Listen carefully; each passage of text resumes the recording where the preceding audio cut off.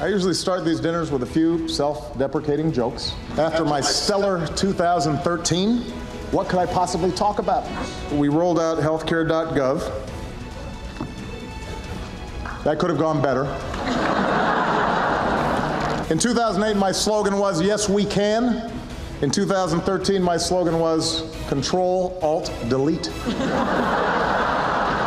Things got so bad, the 47% called Mitt Romney to apologize.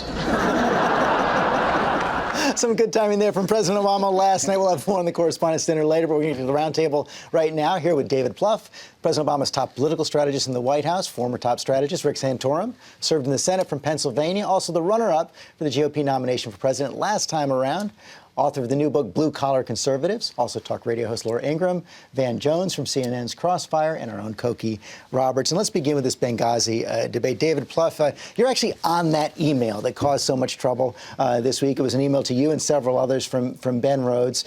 And everybody keying in on this line in the email to underscore, this is the goals of the Sunday morning appearance, to underscore that these protests are rooted in an internet video, not a broader failure of policy. A lot of Republicans saying, this is the smoking gun. I know you dismissed that, but was it a mistake not to release this email earlier? No, I think, lawyers have spoken to this, and it's out now. I think, listen, what Benghazi was a tragedy. What we need to do is figure out how to prevent it from happening again and to try and hold those accountable, as we did bin Laden. It took a while, but after 11 years, we did. I think what you see, listen, the USS Cole bombing, 17 of our sailors died. The weeks before the 2000 election, what did then Governor Bush say?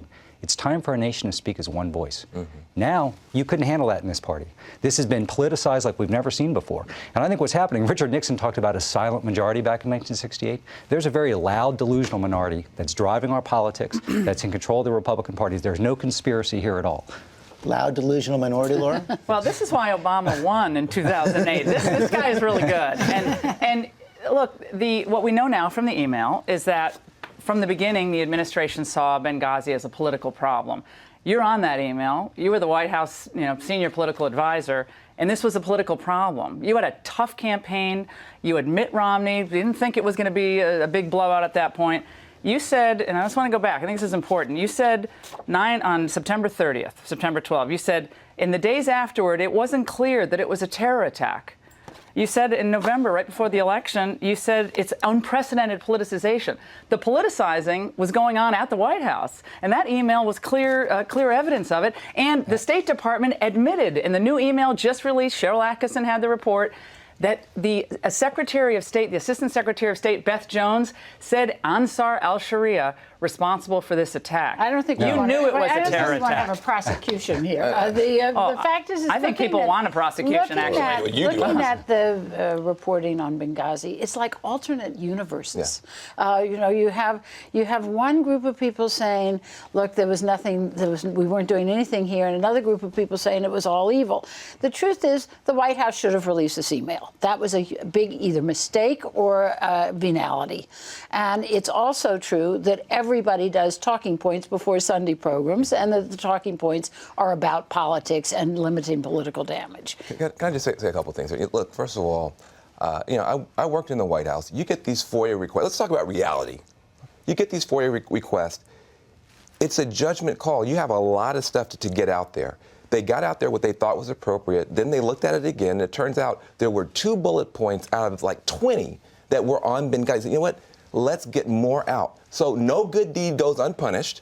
They actually did another review and put more out there, and now that's a... Well, this was in response to a different set of subpoenas by the Judicial Watch. But I want to bring this over to Rick Santorum. You're not serving right now. We did see at the end of the week the Speaker appointing a new special committee. There have been countless reviews, countless hearings on this. Do you think it's wise politics for the GOP in the House to be pushing this again in this way? I can tell you that there's a firestorm out there across America among a lot of Republicans who believe that we have not been diligent in taking this issue on, and this email is going to confirm all of that. And so I think the Speaker has no choice but to move forward, and he needs to put on someone who has credibility among the Republican base. And I think Trey Gowdy is that person, and I'm very hopeful that the Speaker will put him in that position.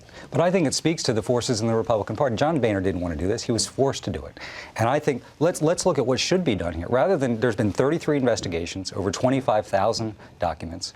What ought to be done here is not another bogus committee. The real work to protect our embassies. You know, the committee that was appointed to look at this, chaired by Admiral Mullen, our former Joint Chiefs of Staff, had 29 recommendations. They're all being implemented. A big one was additional embassy security and protection, which this Republican Congress won't fund. So start there instead of bogus investigations. I think that's one of the things that actually is troubling here. We actually are in a situation where the Republicans who are yelling about this now did not do the appropriate funding early on. And one last respond to that. Well, first of all, we have to not forget we have 4 dead Americans. U.S. ambassador's body was dragged through the streets. Okay, it was beyond heartbreaking and beyond infuriating. We still have no one in custody, have an arrest warrant out, no one in custody, and in the immediate aftermath, the response was to go political. Yeah. And I would say, David or Van, if this were George Bush who had done anything like this, you would be going nuts on it. Okay? I want to respond to this. That's not fair. You would be going ballistic. First of all, there were 13 embassy attacks under George W. Bush. There were 13. 88 people died. 11 Americans. 11 Americans died. You would be screaming conspiracy. 11 Americans died under George W. Bush in embassy attacks. We did not politicize We went political. We did not politicize it. The politicization, I knew Ambassador Stevens. So you're saying this was handled well? This was handled well. It's a disservice to him for you to take a national tragedy and turn it into a political opportunity. Right away. We are always doing this business of trying to prosecute and criminalize horrible disasters. We did that under George Bush with the embassy attacks. Well, it's been going on for many, many years now in Washington. Not embassy attacks. And the fact is that just is not, it doesn't get you anywhere. Why was the president on Letterman in The View selling this narrative? The only place it gets you is to some political points with the base of your party. I think, I think the White House has handled this horribly. And I think that the fact is that, when you start dribbling out emails, but Cokie, why did they do it? People then start to be very, very suspicious. The only difference here is between these other attacks and what happened here is that the Bush administration did not put out a false narrative as to what happened in those situations. Van. They put out a narrative that was not supported by the evidence, and they knew that is absolutely not true. And they knew it was false from the very beginning. They knew this was a terrorist incident. The CIA knew it was a terrorist incident. It's very clear what people knew. The State Department knew, and they put out something that they knew, or at least a lot of people knew, was wrong. That's what makes this different than everything else. And don't try to equate the two, because George Bush did not try to move the ball to some other deflector. Of those Sunday shows, actually, Ms. Rice did say terrorist attack. That's there in those transcripts. It's not that she's put the whole thing on the video. It's just that it was, and there were protests in 50 countries. Are you still trying to sell it as a protest? No, I mean, I can't even believe you're saying that. This was happening in real time. As soon as information was identified, it was released. That's why over the course of those weeks, we knew exactly what happened. There was no politicization about this at all.